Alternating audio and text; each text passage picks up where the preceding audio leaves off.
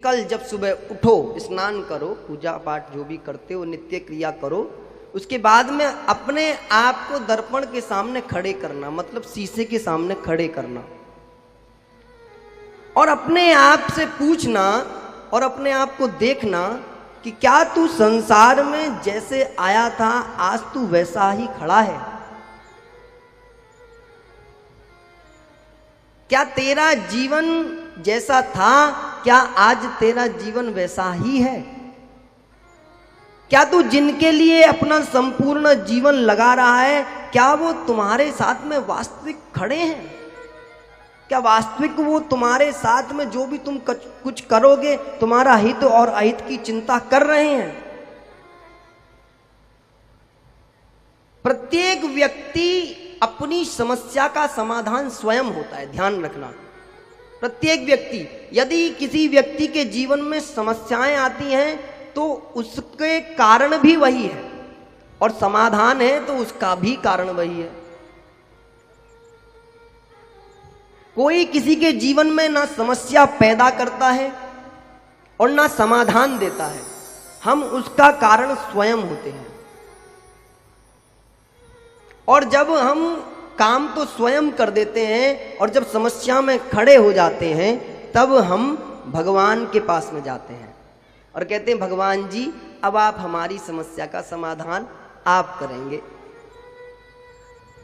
और भगवान यदि ये पूछे कि मैंने तो तुझे समस्या में खड़ा ही नहीं करा था तो मैं तेरा समाधान क्यों करूं, तो क्या उत्तर दोगे? बोलो।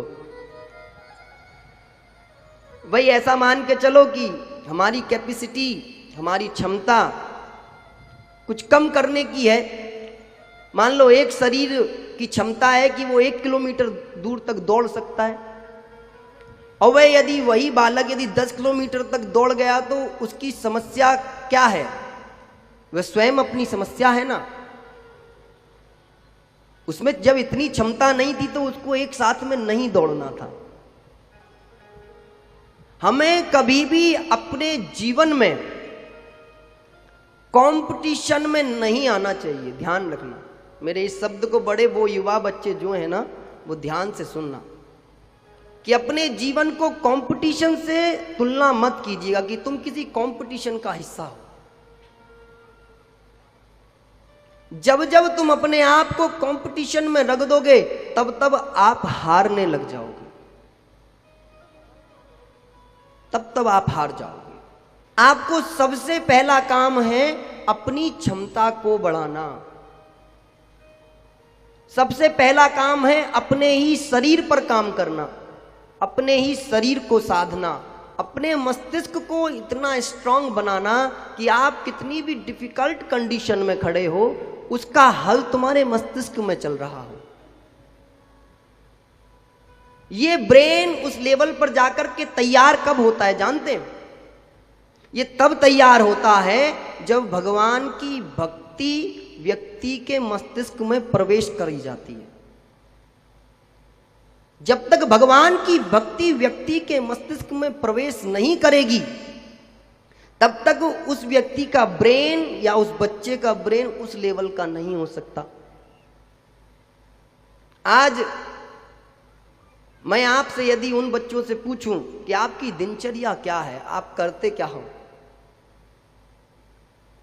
तो अधिकतर बच्चों में आज के प्रश्न का उत्तर आएगा कि महाराज जी हम रात को 2 बजे सोते हैं और लगभग 10 साढ़े 10 बजे उठते हैं और उठने के बाद में 11 बजे के लगभग हम अपना स्नान ध्यान पूजा पाठ इत्यादि करते हैं। लेट उठना कोई गलत आदत नहीं है, ध्यान से सुन लीजिए मेरी बात को। लेट उठना कोई गलत आदत नहीं है, लेट सोना गलत आदत है। क्यों? क्योंकि शरीर को तो जितनी नींद चाहिए वह अपने हिसाब से ले लेगा। शरीर को जिस भी चीज की आवश्यकता होती है शरीर उसे स्वयं मांगता है, स्वयं मांगता है। और यदि आप अपने शरीर के अंदर किसी भी चीज को जबरदस्ती डालोगे तो वो जितना भी शरीर के अंदर एक्स्ट्रा होगा वो बीमारी का रूप लेकर के तुम्हें गोलियां दवाइयों में तुम्हारे धन को खर्च करने वाला है। तो इसीलिए जब तक पेट में भूख ना लगे तब तक भोजन नहीं करना, जब तक प्यास ना लगे तब तक पानी नहीं पीना, और जब तक मीठा खाने का मन ना करे तब तक मीठा नहीं खाना। और एक गजब की बात बताऊं आपको कि भगवान ने इस संसार में प्रत्येक व्यक्ति के लिए सब कुछ अपने आप तय कर रखा है। यहां जो भी व्यक्ति आता है भगवान उसके हिस्सेदारी में सब कुछ देते हैं। लेकिन कोई व्यक्ति जल्दी खा लेता है, कोई व्यक्ति संयमित रूप से खाता है, कोई व्यक्ति देर से खाता है। तो इसीलिए किसी को पहले मिल जाता है, किसी को बीच में मिल जाता है, किसी को अंत में मिल जाता है। अब जैसे मान के चलिए आपने बचपन में मीठा ज्यादा खाया, तो भगवान ने कहा अच्छा मीठे की कहानी खत्म हो गई, तो भगवान ने एक रोक दे दिया शुगर कि मीठे को ऑफ कर दो भाई। अब अपने आप लेवल पर आ जाता है, बोले ये इसका हिस्सा खत्म हो गया, अब ये मीठे को बंद कर देगा। किसी ने नमक ज्यादा खाया, बोले भैया बीपी ऊपर नीचे, जिसका ऊपर है उसको लेवल में। भगवान को लेवल में लाना आता है, उसने अपना सिस्टम बना रखा है। किसी ने भोजन ज्यादा कर लिया तो कहते ना वजन कम करो, तो आदमी का खाना पीना कम। तो आप लिमिट में ही चलने वाले हो, आप अपनी इच्छा से कुछ कर नहीं पाओगे। आपको लगता है कि हम अपनी इच्छा से कर रहे हैं, लेकिन देर सवेर आपको रुकना ही पड़ेगा। इसीलिए संपूर्ण जीवन का यदि सुख लेना है तो हर चीज को एक सिस्टमेटिक तरीके से जीवन में ढालना ही होगा। और उसे बड़ा साधारण सा शब्द हम लोग देते हैं, जीवन को अनुशासित बनाना होगा। क्या बनाना होगा? जीवन को अनुशासित। कई लोग हमसे पूछते हैं महाराज आपकी चमक का कारण क्या है, इतने चमकते हो आप, क्या लेते हो, बताएं अपनी चमक का कारण। ऐसे भी चमकते हैं और ऐसे भी चमकते हैं, दोनों ही तरीके से चमकते हैं। क्यों? जिसके मस्तिष्क में भगवान की भक्ति स्थापित हो जाती है वह शरीर से भी चमकता है और संसार में भी चमकता है, ये ध्यान रखना। इसीलिए भगवान की भक्ति बड़ी पावरफुल है साहब, बहुत पावर। कितने लोग दुनिया में आए, ना जाने कितने लोग दुनिया से चले गए, लेकिन जिसने भी भगवान की भक्ति करी है वो इस संसार में अमर हो गए हैं। हम ध्रुव को किसके नाम से जानते हैं? हम प्रहलाद को किसके नाम से जानते हैं? हम मीराबाई को किसके नाम से जानते हैं? हम हरिदास को किसके नाम से जानते हैं? भगवान की भक्ति के नाम के कारण से ही तो जानते हैं।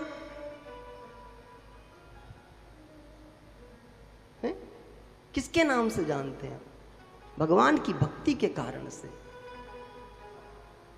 और ध्यान रखना, व्यक्ति की आयु कलयुग में बेशक 100 वर्ष तय करी गई है, लेकिन कोई महान व्यक्तित्व ही होता है जो 100 तक जाकर के उसे पार कर पाता है। पहले तो 100 तक पहुंचना बड़ा टफ काम है, बड़ा कठिन है, लेकिन भगवान की कृपा के कारण से आपको वो आयु प्राप्त भी हो गई। उसके साथ साथ यदि भक्ति प्राप्त हो जाए और यदि 100 वर्ष की भी आयु प्राप्त हुई तो भी आपका नाम अमर नहीं हो पाता। ना जाने कितने लोग 100 वर्ष की आयु को जी करके चले गए, हम कितनों को जानते हैं, बहुत कम, चंद। लेकिन जिस किसी ने भी भक्ति का सानिध्य प्राप्त किया है उसे पूरी दुनिया ने जाना है, पूरी दुनिया ने उसको पहचाना है। इसीलिए अपने जीवन में भक्ति को जरूर धारण करना। और मैं इतना भी आपको गारंटी से कहता हूं कि मैं आपको भक्ति प्रदान करा के जाऊंगा, आपके हृदय में और मस्तिष्क में बैठा करके जाऊंगा, ये बात तय रखना। आप बच नहीं सकते। आप जैसे मुझे पहले दिन मिले थे उससे अगले दिन वैसे नहीं थे, आज वैसे नहीं हो, और अगले अभी 4 दिन और हैं, नहीं छोड़ेंगे हम तुमको ऐसे। आपको अपने रंग में रंग करके जाएंगे ही।